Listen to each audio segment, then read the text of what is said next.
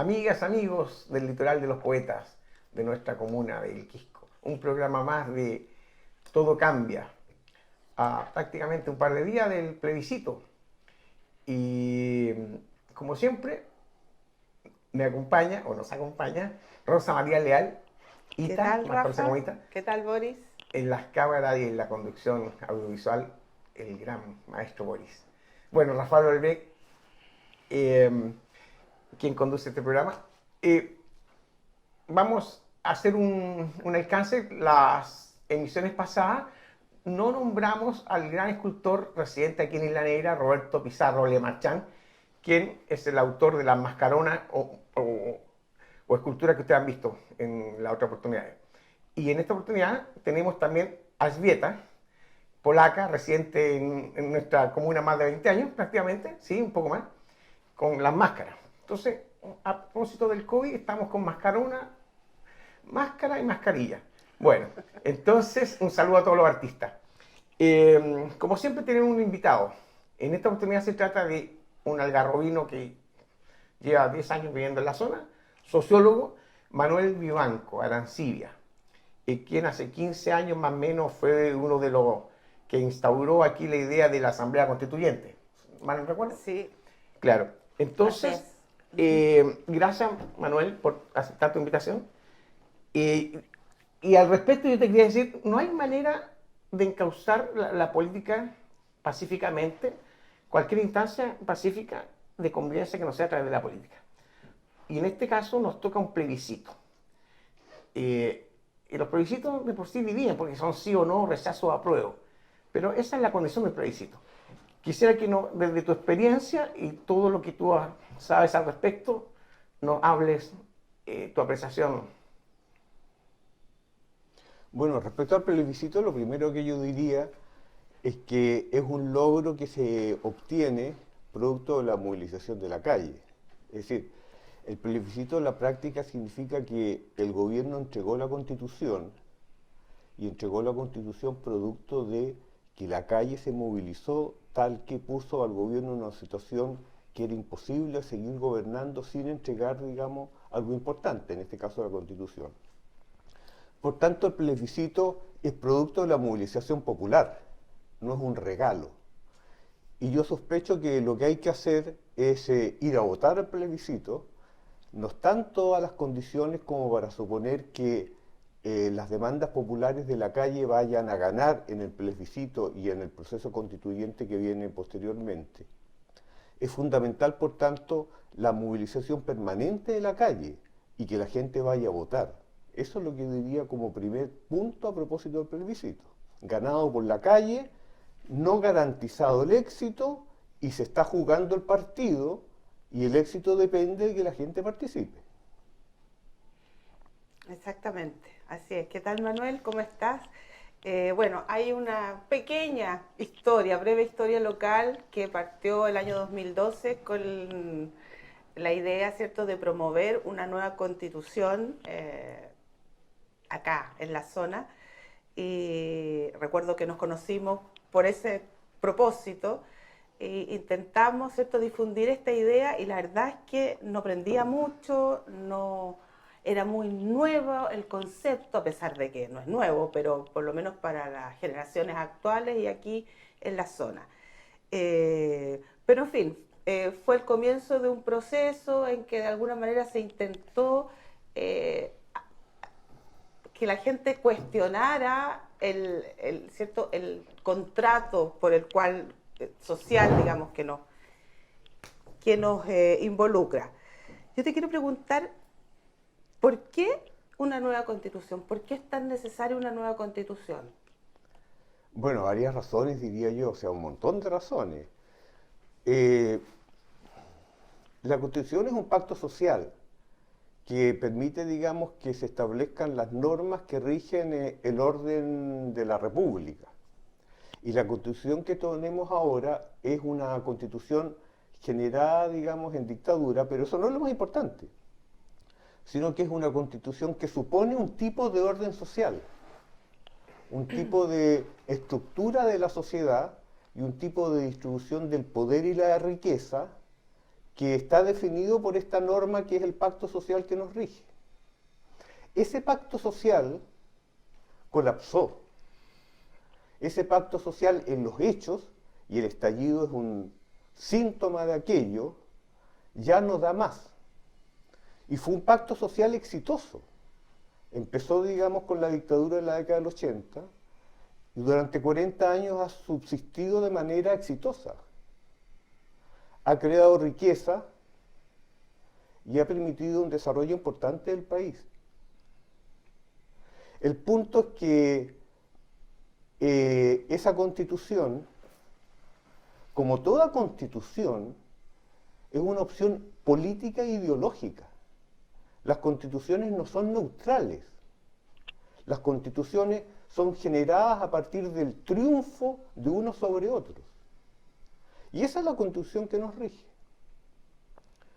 Y esa constitución da lugar a un sistema económico, político, cultural, que es el modelo neoliberal. Y el modelo neoliberal colapsó. Y el colapso se evidencia con el estallido. Claro, estamos claros que la Constitución en su origen es espuria, pero una Constitución tiene que dejar en gran parte como un contrato social acorde, contento a una gran mayoría. O sea, no puede ser que una minoría se imponga sobre una mayoría, como fue en el caso de la otra Constitución que fue hecha sin participación de una oposición. Entonces, en este caso, ¿no piensa usted que puede haber una sobreexpectativa en cuanto a qué se va a ganar? O sea, yo veo claro cuál es el futuro. No estoy seguro que eso se logre. Lo que ha regido hasta la fecha es un modelo de sociedad basado en la supremacía del mercado y en la mercantilización de la vida, que se expresa en un Estado subsidiario donde es el mercado el que articula la sociedad y el Estado opera solo donde el mercado no funciona. En Chile no hay escuelas rurales privadas porque el mercado no funciona. Las escuelas rurales son públicas. Por tanto, el Estado opera solo donde el mercado no funciona.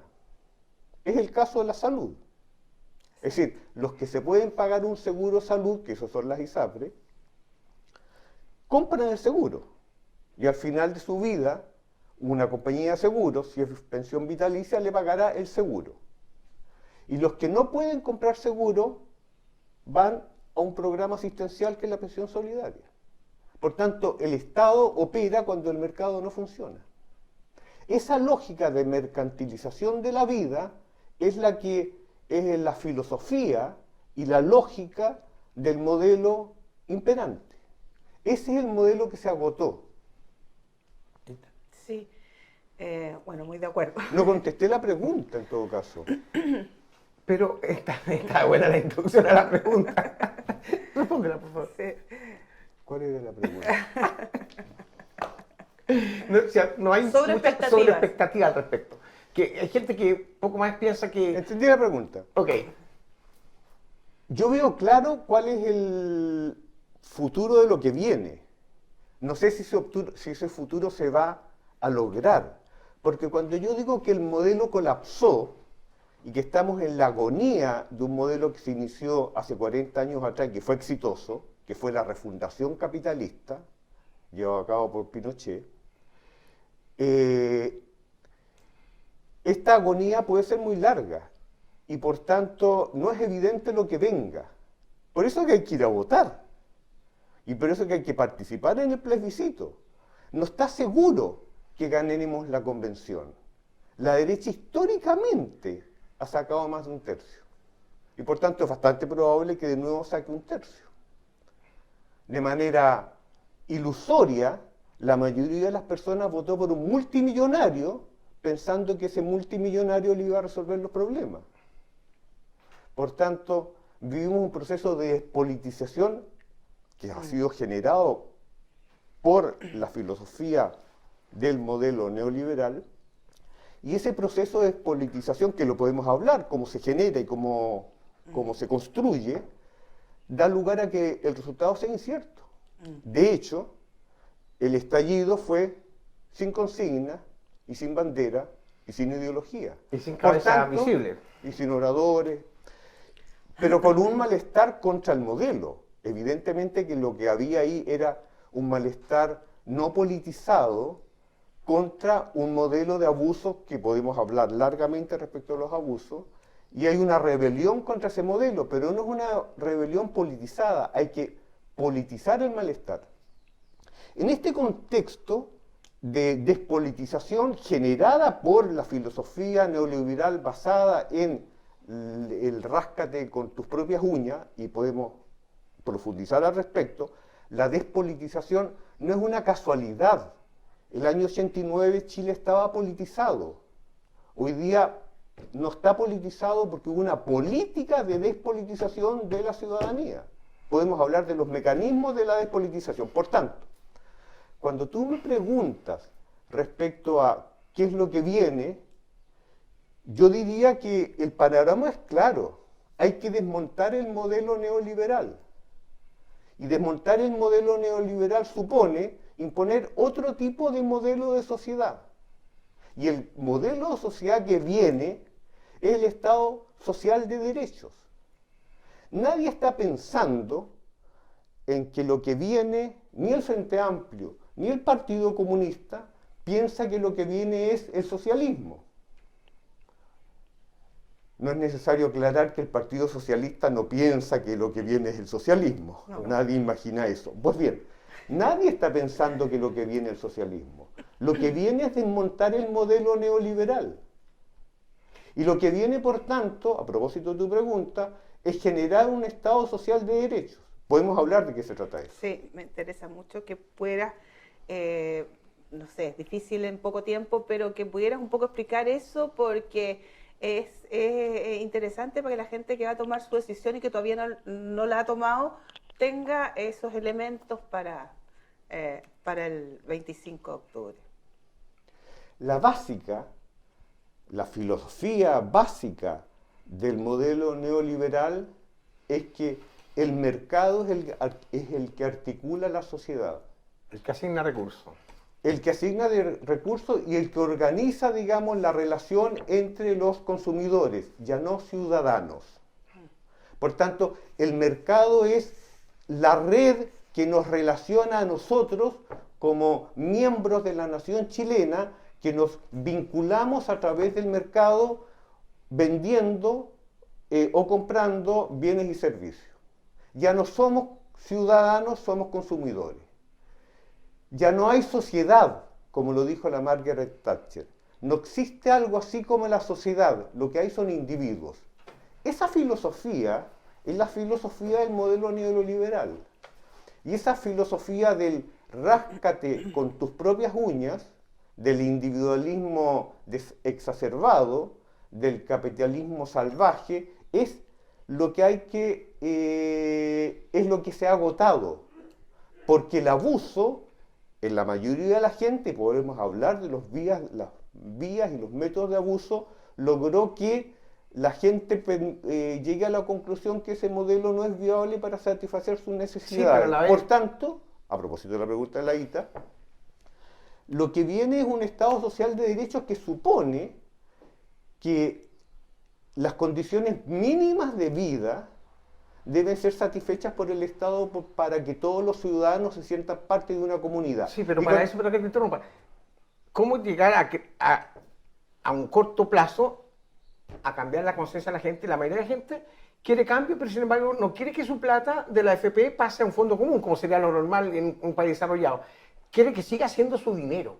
No quiere aportar que sea un fondo solidario a un solo fondo. Entonces, igual la gente quiere cambio, pero no que le toquen su bolsillo. Entonces, es difícil cuando estamos ante esas contradicciones. Es que me haces dos preguntas. La Ita me pregunta, ¿para dónde vamos? ¿Qué es lo que es el Estado Social de Derecho? Estoy tratando de explicar eso y tú me llevas a otro tema. ¿Cómo lo cambiamos? Por lo mismo. Porque la gente... Pero me llevas al tema de la individualización, tal que los individuos asumen que ellos son los actores centrales de la sociedad. Es otro tema. Permíteme terminar con la pregunta de Laíta y después sigo con la tuya. No, pero está íntimamente ligado. No, lo veo así. Una cosa es el Estado social de derecho y otra vez la individuación que ha generado el modelo neoliberal, tal que los individuos asumen que no hay sociedad, sino que lo que hay son un agregado de consumidores, que es otro tema, que es el tema de yo soy dueño de mi porcentaje de la AFP y no quiero que nadie me los quite. Pero mucho más interesante y más profundo es qué es lo que viene, que es lo que pregunta Laíta. Y cuando yo hablo de Estado social de derecho, y no lo digo yo, obviamente está escrito en la literatura y es ahí en lo que deberíamos apostar, es un Estado donde se garantice la libertad de las personas. ¿Qué significa eso? Que tienen que haber condiciones materiales mínimas para que las personas puedan ejercer su libertad. Y eso supone que el Estado debe garantizar salud, educación, vivienda, previsión.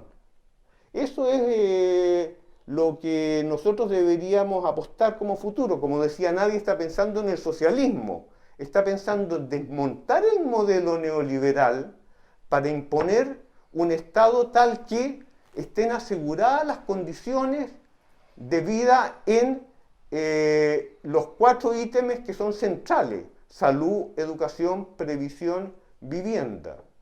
Y esto supone reordenar la distribución de la riqueza y del poder en este país. Por eso que la nueva Constitución, como la antigua, es ideológica y es política, no es neutral. Es mentira que la nueva Constitución sea una especie de denominador común entre todos los chilenos, porque entre los chilenos hay, en una sociedad estratificada como la chilena, hay intereses disímiles, incluso intereses antagónicos entre los elementos que participan en la sociedad chilena. Por tanto, la Constitución es política, hay ideología. Pero representa una gran mayoría. Por supuesto. Claro.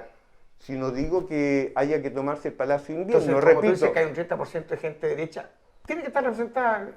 Por supuesto. Aunque a uno no le guste, no Por sé. supuesto. Claro. Y ese es el riesgo. Por eso que hay que ir a votar. Lo dije, la gente hace 2 años tuvo la ilusión de que un multimillonario le iba a resolver los problemas. Es síntoma de la despolitización de Chile. Y Piñera sacó el 54% y Pinochet sacó el 43%. La derecha en Chile históricamente ha sido más de 1/3. Por tanto, es bastante probable que en la convención obtenga más de 1/3 y tenga, por tanto, poder de veto. Por eso que hay que ir a votar. Pero el peso de la derecha no es fruto del azar. Ha sido construido en una lógica de despolitización que no la he podido explicar porque nadie me la ha preguntado y que tiene que ver con los 20 años de concertación. Y por tanto, como sigo con lo de la ITA, después voy a lo tuyo. Y por tanto, el Estado social de derecho supone, digamos, que hay que elevar la tasa impositiva porque evidentemente salud, educación, previsión, vivienda, tal que permita que las personas sean libres porque tienen las condiciones materiales para vivir satisfechas, implica un gasto impositivo mayúsculo. Cuando nosotros pensamos en los países, digamos, de referencia, Nueva Zelanda o Noruega o los países escandinavos, bueno, la tasa impositiva es muy alta. Entonces, el impuesto a los súper ricos tiene que ver con esa lógica. Lo que viene, si es que ganamos, los que estamos por abandonar el modelo neoliberal y construir un Estado social de derecho, asumimos que lo que viene es subir la carga impositiva. Y el impuesto a los súper ricos tiene que ver con aquello. Hago ver que en Chile, el 1 por 1000, no el 10%, no el 1%, el 1 por 1000 de los ciudadanos, o sea, 18.000, somos 18 millones, el 1 por 1000 es 18.000, 18.000 personas acumulan el 10,2% de la riqueza producida entre todos. O sea, el 10% de la riqueza está en manos de 18.000 personas, 4.000 familias. Y 18 millones de personas acumulan el 90% de la riqueza. Y muchos más de los cuales pagan renta presunta, que es lo peor, como impuesto. Pero mira, para no alargar un solo tema como esto en beneficio del tiempo, ¿por qué la Constitución se habla tanto de salud, el derecho al agua, obvio, educación? Pero en este caso la política misma no está en el tema. Por ejemplo, hacer un parlamento unicameral. Yo no he escuchado eso, ni la reforma de las Fuerzas Armadas tampoco. Da impresión que esos temas fueran tabú.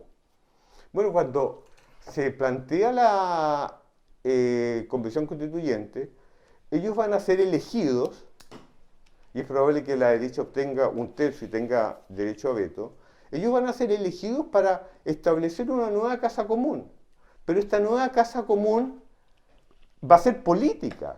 O sea, va a ser una casa de un piso o de 2 pisos, de madera o de cemento, con jardín o con patio. Va a ser una casa construida a partir de una mirada. Por tanto, es una casa que va a ser elaborada en función de la correlación de fuerzas que se genere en la Convención Constituyente.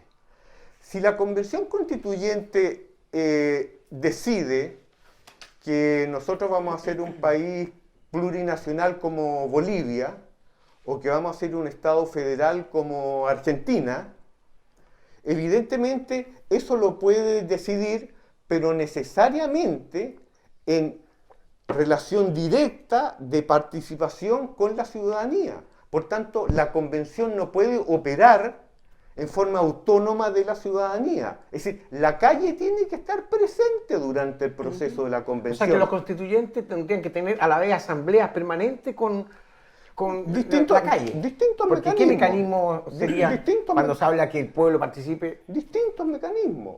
No estamos descubriendo la rueda. Convenciones constituyentes han habido en las últimas décadas decenas en distintos países, con éxito o con menos éxito. Distintos modos de participación. Participación vinculante. Tú comprenderás que la convención constituyente no puede al final resolver que Chile es un Estado federal como Argentina, o que Chile es un Estado plurinacional como Bolivia, y que de repente nos enteremos, vote en el plebiscito ratificatorio y decida si Chile es un Estado plurinacional o un Estado federal como Argentina. Alguna gente dirá, estoy de acuerdo con uno. O sea, evidentemente que el resultado de la convención es producto de una interacción permanente con la ciudadanía. No puede ser que bajo la manga salga un conejo que nadie entiende. Los modos de participación de la ciudadanía en el proceso constituyente son de distinto tipo. Como decía, algunos vinculantes, tal que la Comisión decida, por ejemplo, plebiscitar problemas, digamos, que no son de fácil solución. ¿Somos un Estado plurinacional? ¿Somos un Estado federal? ¿Somos un Estado unicameral, bicameral, presidencial, semipresidencial? Ese tipo de decisiones no pueden aparecer el último día y tal que uno vote, digamos, mágicamente por algo que salió repentinamente. Entonces, es evidente que va a haber una participación de la ciudadanía que puede ser, como te digo, vía plebiscito u otras maneras, tal que sea que tenga que la Constitución, que la Convención la asuma como propia, o sea, que sea vinculante. O no vinculante, como cabildos. Lo que quiero decir es que para que la Convención tenga éxito y el Estado social de derecho al que muchos aspiramos pueda ser un resultado posible, la calle tiene que estar presente. Y si la Convención se hace la loca y quiere durante un año sancionar independiente y autónoma y de repente presentarnos la opción Estado plurinacional como Bolivia o Estado federal como Argentina, habrá que pararse y decir esto no es posible. No. Entonces es evidente que va a tener que haber calle durante el proceso de la convención. Esto es construido entre todos y esto es política. Y la política, la constitución es política. Y la política tiene que ver con la distribución del poder. Y por tanto, lo que está en juego acá es cómo nos distribuimos nosotros, comunidad chilena, nosotros, nación chilena, el poder. Y cuando digo cómo nos distribuimos el poder, estoy diciendo cómo nos distribuimos la riqueza. Por tanto, eso es lo que está en juego. Y por eso que hay que ir a votar. Y por eso que no es lo mismo qué porcentaje gana en el plebiscito el apruebo respecto, digamos, el rechazo. Y por eso que no es lo mismo si los partidarios que van desde el Frente Amplio y el Partido Comunista a la democracia cristiana, los partidarios, digo, de un Estado social de derechos, tengan más de 2/3.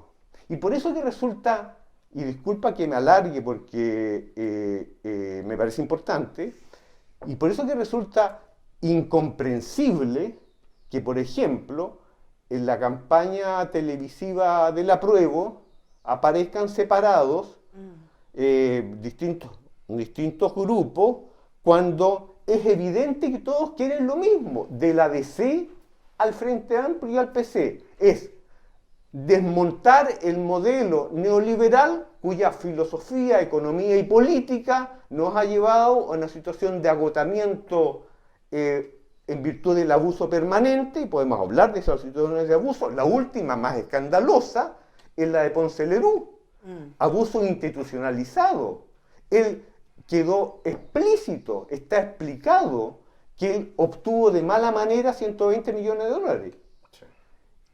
Y el juez, aplicando la ley, o sea, usando la institución, le hizo una multa de 3 millones de dólares. Eso es abuso institucionalizado. E incitar al robo.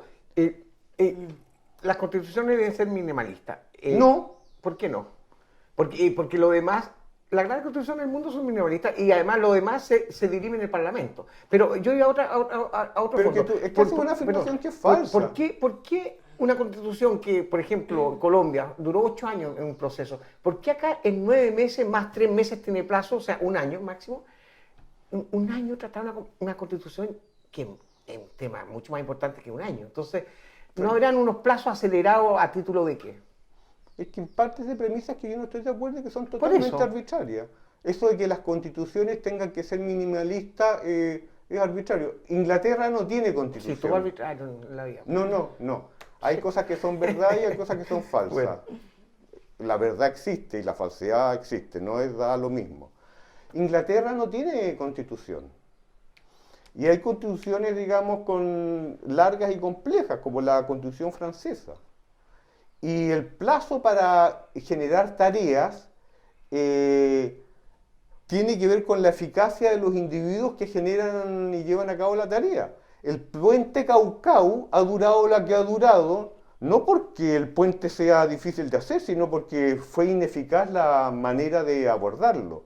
Por tanto, es obvio que un grupo de 150 personas asesorados por técnicos capacitados puede generar el producto Constitución en un año y también en 6 meses. Sí. Pero consultando además las bases, consultando... No, es que yo creo que ese es un argumento que ha usado el rechazo más que todo como para decir, oye, podemos hacer cambios ahora y rápido, ¿por qué esperar un proceso que puede ser engorroso, lento y qué sé yo, mínimo 2 años?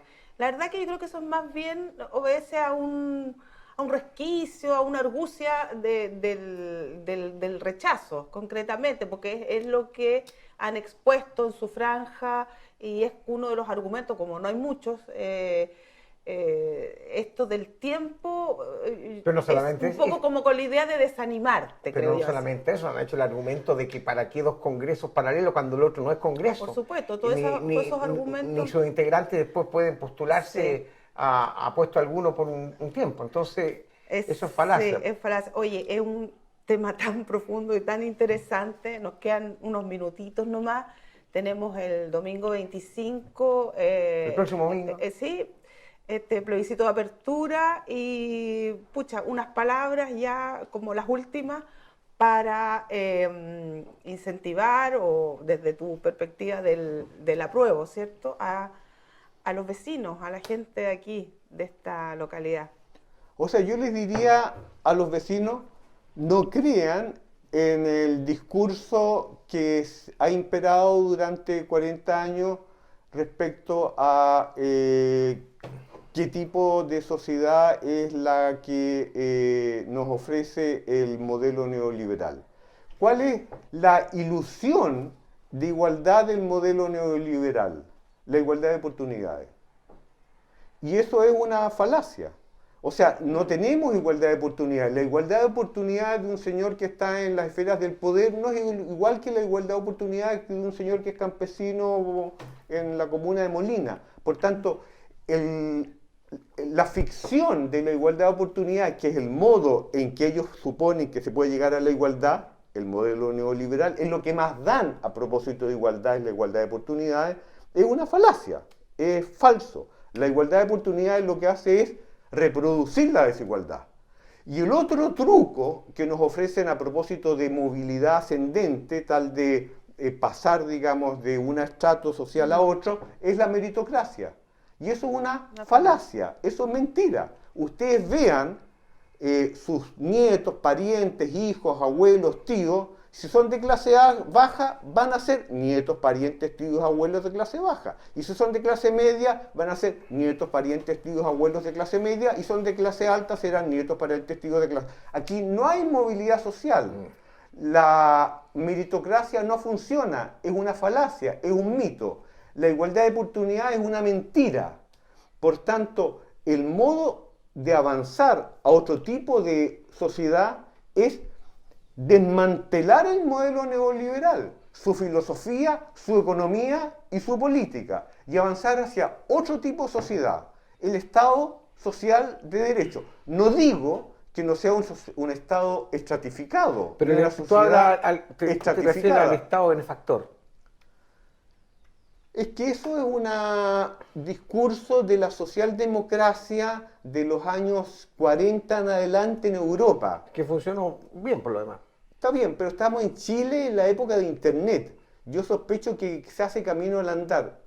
Hay que hacer, digamos, un Estado tal que garantice que las personas puedan ser libres en virtud de que tienen satisfechas sus necesidades en salud, educación, vivienda y previsión a partir de un aumento de los impuestos, tal que eso sea viable, y eso no es una copia de ningún Estado previo. Nosotros en Chile haremos nuestro propio camino, nuestro, si tú quieres, estado de bienestar. No copiamos a nadie. Manuel, te agradecemos tu venida a Todo Cambia, el tiempo pasa volando. Y bueno, tienes razón. Por ahí algún día leí, dime en qué hospital naciste y diré qué futuro tienes. Y eso, Así es. aunque a mucha gente La no le brecha, gusta esa frase, pero... No, y en la pandemia también ha desgraciadamente. servido mucho para darnos cuenta y para hacer mucho más evidente la desigualdad que existe. Así que Nos vemos en la urna, Ita, entonces nos vemos en la urna, domingo. Manuel, con un apruebo contundente, convención constitucional. Así que gracias nuevamente, Manuel, por tu asistencia a Todo Cambia.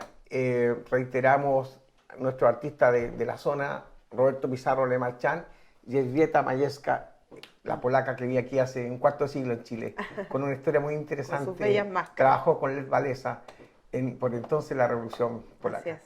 Y gracias, hasta la próxima oportunidad desde la Torre, el Centro Cultural La Torre, el Torreón, por favor. ¿Cuál es mi cámara?